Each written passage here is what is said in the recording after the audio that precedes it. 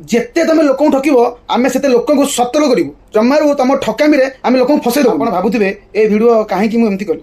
ଏବେ ଦେଖନ୍ତୁ ଏ ଭିଡ଼ିଓ ମୁଁ କ'ଣ ପାଇଁ କଲି। ଜୟ ଜଗନ୍ନାଥ ଭାଇମାନେ, ଆଜି ଭିଡ଼ିଓ କରିବାର କାରଣ ଏଇଆ କି ଆପଣ ଦେଖିପାରୁଥିବେ ଉପରେ ଦୁଇ ପ୍ରକାର ପାଣ୍ଡା ଗରିଲା ଥୁଆ ହେଇଛି। ମାନେ ଗରିଲା ଯେଉଁ ଦୁଇ ପ୍ରକାର ଅଛି ଦେଖନ୍ତୁ। ତ ଏବେ ଗୋଟେ ନୂଆ ଟ୍ରେଣ୍ଡ ଚାଲିଛି ମାର୍କେଟରେ। ଆସନ୍ତୁ ଆସନ୍ତୁ ନେଇଯାଆନ୍ତୁ। ଦେଖିପାରୁଥିବେ କ୍ୟୁଟ୍ ପାଣ୍ଡା, କ୍ୟୁଟ୍ ଗରିଲା ଏତେ ଶସ୍ତା ହେଇଗଲା। ଭାଇ ରାମଲୀଳା ଯଦି କଷ୍ଟ୍ୟୁମ୍ ନେବାର ଅଛି ତାହେଲେ ଆପଣ ସେଇ କଷ୍ଟ୍ୟୁମ୍ ନେବେ। ତ ଅରିଜିନାଲ ଆଉ ଡୁପ୍ଲିକେଟ୍ ଭିତରେ ବହୁତ ଡିଫରେଣ୍ଟ। ଖାଲି ଜାଲି ଲାଗିଗଲେ ଅରିଜିନାଲ ହେବନି, କି ଖାଲି ଆପଣଙ୍କର ଗୋଟେ ଭଲ ଦେଖାଯାଉଥିଲେ ଅରିଜିନାଲ ହେବନି। ତ ବହୁତ ଜିନିଷ ଅଛି। ଯଦି ଆପଣଙ୍କୁ ଶସ୍ତା ନେବାର ଅଛି ତାହେଲେ ଶସ୍ତା ନିଅନ୍ତୁ। କିନ୍ତୁ ମୁଁ କହି ଚାହୁଁଛି କି ଯେଉଁ ଦୋକାନୀମାନେ ଶସ୍ତା ବିକୁଛନ୍ତି, ଭାଇ ଦୟାକରି ଲୋକଙ୍କୁ ଫସାନ୍ତୁନି।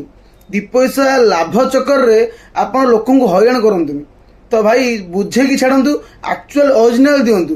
ଭାଇ ଯେଉଁ ଅରିଜିନାଲ ପଇସା ନେଉଛନ୍ତି ଲୋକଙ୍କୁ ଅରିଜିନାଲ ଦିଅନ୍ତୁ। କାହିଁକି ଲୋକଙ୍କୁ ଠକୁଛନ୍ତି? ଭାଇ ମୁଁ ଗୋଟେ କହି ରଖୁଛି, ଭାଇ ଲାଭ ଆମେ ଅରିଜିନାଲରେ ପାଇବୁ, ଡୁପ୍ଲିକେଟ୍ରେ ପାଇବୁ। କିନ୍ତୁ ଲୋକଟି ଯିଏ ନେବ ସିଏ ହଇରାଣ ନ ହେବ। ତ ଏଇ ଯେଉଁ ଦେଖିଥିବେ ଉପରେ ଦୁଇଟା ଜିନିଷ ଥୁଆ ହେଇଛି, ଆ ଭିତରେ ଡିଫରେଣ୍ଟ କ'ଣ ଆପଣ ଜାଣିପାରୁଥିବେ। ତ ଯଦି ଜାଣିପାରୁନାହାନ୍ତି ତାହେଲେ ଆସନ୍ତୁ, ଆମେ ଆପଣଙ୍କୁ ବୁଝେଇ ଦେବୁ। ଆଉ ଦୟାକରି ଭାଇ ରିକ୍ୱେଷ୍ଟ କରୁଛି ଲୋକଙ୍କୁ, ଭାଇ ଦେଖିକି ବୁଝିକି ନିଅନ୍ତୁ।